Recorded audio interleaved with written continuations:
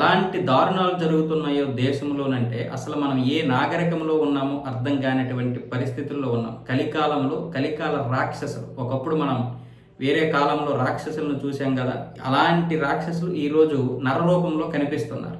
మనిషి రూపంలో ఉన్నటువంటి ఆ జాతి ఇప్పుడు ఎక్కువైపోతుంది దేశంలో. తమిళనాడు రాష్ట్రంలోని తూత్తుకుడి జిల్లా విలాతికులం సమీపంలోని మేడనత్రం అనే గ్రామానికి చెందినటువంటి 12వ తరగతి చదువుతున్నటువంటి ఒక విద్యార్థిని ఇక్కడ ఇంటి దగ్గర మరుగుదొడ్డి లేక బహిర్భూమి కోసమని కొంచెం తోట లాంటి ప్రాంతానికి వెళ్ళింది.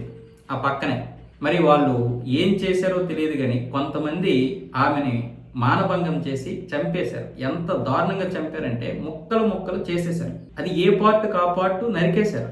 తర్వాత ఇప్పుడు పోస్ట్ మార్టంకి పంపిస్తే ఆమె మీద లైంగిక దాడి జరిగిందని తెలిసింది. ఇప్పుడు కుటుంబ సభ్యులు అలాగే ఆ ఊరు గ్రామస్తులు అందరూ కూడా హైవే మీదకి వచ్చేసి ధర్నా చేస్తే అక్కడ ట్రాఫిక్ అంతా నిలిచిపోయింది. మరో 2 నెలల్లో ఎన్నికలు ఉన్నాయి కాబట్టి ఇప్పుడు దీన్ని రాజకీయం చేయాలని అందరూ చూస్తారు. వాళ్ళకు కూడా ఇప్పుడు ఏమి ఆపలేనటువంటి పరిస్థితి. సరే, కానీ మనిషి యొక్క మనసు ఏ విధంగా తయారైంది, ఎంత క్రూరత్వంగా తయారైందో చూడండి. ఇక్కడ ప్రభుత్వాల యొక్క పనితీరును మనం ఎండగట్టాలి. ఈ యొక్క మరుగుదొడ్లు కేంద్రం నిధులతో నిర్మించాలి. మరి కేంద్రం నిధులు ఇవ్వలేదా? రాష్ట్ర ప్రభుత్వాలు పట్టించుకోలేదా? ప్రతి గ్రామంలో ప్రతి ఇంటికి కూడా మరుగుదొడ్డు ఉండాలి. అది ప్రైవేట్ గాను ప్రభుత్వం గాను, కానీ ప్రభుత్వమే మనకి ఇచ్చేయాలి. కానీ రాష్ట్ర ప్రభుత్వానికి కేంద్ర ప్రభుత్వానికి సమన్వయం ఉండకపోవడం వల్ల ఇలాంటివి చాలా వరకు దూరం చేస్తున్నారు ప్రజలకి. ఇప్పుడు సీసీ రోడ్లు ఉన్నాయి, ఆ సీసీ రోడ్లు కేంద్రమే ఇస్తుంది. అది కూడా ఫ్రీగా తెచ్చుకునే వెసులుబాటు కూడా ఉంది.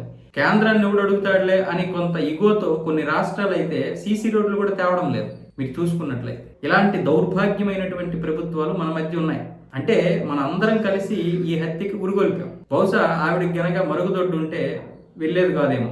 అంటే కొంతమంది మరుగుదొడ్డు ఉన్నా కూడా బహిర్భూమికి వెళ్తున్నారు. ఇది అత్యంత దారుణం మన దేశంలో. ప్రతి గ్రామంలో చూస్తే పొలిమేర దాటగానే ఆ చండాలం కనిపిస్తుంది, లేదా పొలిమేరకు రాగానే ఆ చండాలం కనిపిస్తుంది. ప్రతి ఊరికి 4-5 పొలిమేరలు ఉంటాయి, ఆ దారులు వేరే వేరే ఊర్లు వెళ్ళడానికి. ఆ ఎంట్రన్స్ లోనే మనకి ఇవి స్వాగతం పలుకుతాయి. ఇంకా దరిద్రం ఏంటంటే ఇందులో చాలా మందికి మరుగుదొడ్లు ఉంటాయి, అయినా సరే నీరు అయిపోద్దనో లేకపోతే ట్యాంక్ నిండిపోద్దనే భయంతో వెళ్ళడం మానేస్తున్నారు. ఇది అవగాహన తెచ్చుకోవాలి. మనం అవగాహన పెంచాలి ప్రజల్లో. ఈ అవగాహన కూడా పెంచడం లేదు ప్రభుత్వాలు. దీనివల్ల ఊరు అనారోగ్యంగా మారిపోతున్నాయి. దీన్ని మనం ఆలోచించుకోవాలి అందరం కలిసి.